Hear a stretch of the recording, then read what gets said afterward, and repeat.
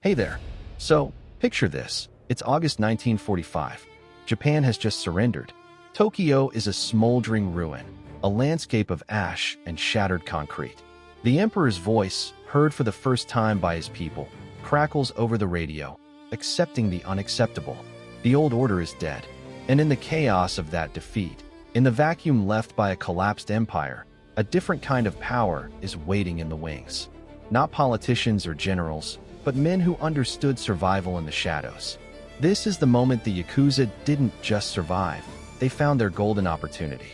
Welcome back, I'm Ibnul J. Farabi, and this is Underworld Kings, The Rise and Fall from Light Not Studios. Today, episode 24, The Yakuza's Shadow War, How Japan's Syndicates Survived World War II and Thrived.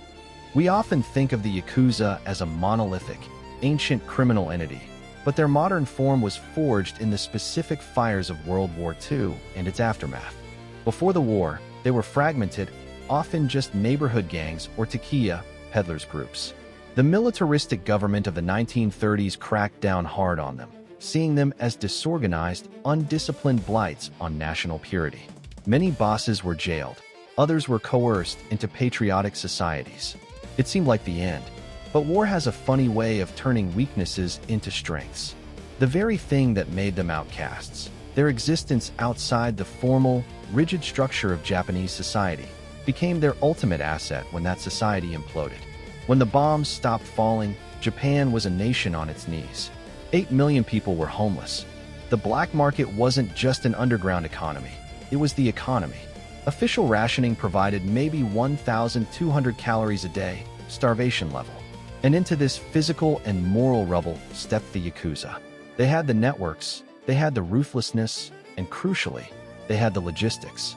Former soldiers, used to violence and now adrift, found a new command structure in the gangs. A boss named Yoshio Kodama, who'd made a fortune procuring war materials, used his cache of hoarded goods and his political connections from his nationalist past to become a black market kingpin. This was the first pivot from street thugs to essential, if sinister, public utility. They provided what the government could not: food, medicine, building materials, hope for a price. In a perverse way, they stabilized the chaos they profited from. But their real masterstroke was yet to come, and it involved an unlikely alliance with the very forces that had just defeated Japan, the American occupation. General Douglas MacArthur's Supreme Command for the Allied Powers, SCAP, had a monumental task: demilitarize and democratize Japan. They disbanded the zaibatsu, the big industrial conglomerates. They purged wartime leaders, and they promoted labor unions to break the old feudal industrial model. And in doing so, they accidentally created the perfect conditions for the Yakuza's second and most critical evolution.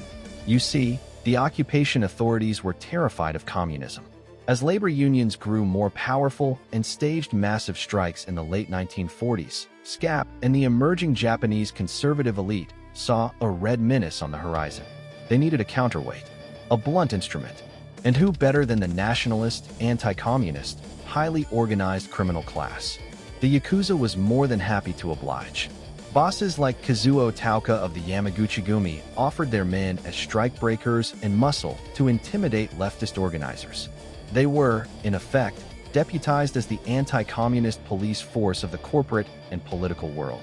This was the devil's bargain that legitimized them in the eyes of power. They were no longer just black marketeers. They were geopolitical tools, embedded in the fabric of the new Japan. This symbiotic relationship cemented their business model for decades. As Japan's economic miracle took off in the 1950s and 60s, the Yakuza mirrored the keiretsu, the post-war corporate networks. They diversified: construction, real estate, entertainment, finance. They wore sharp suits, not just full-body tattoos.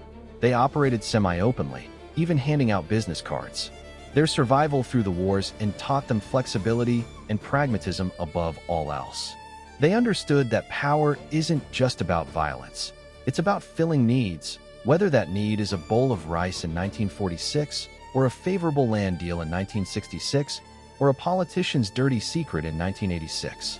Thinking about this from my perspective as an engineer and entrepreneur, I'm struck not by the morality of it, which is clearly absent, but by the brutal efficiency of the adaptation.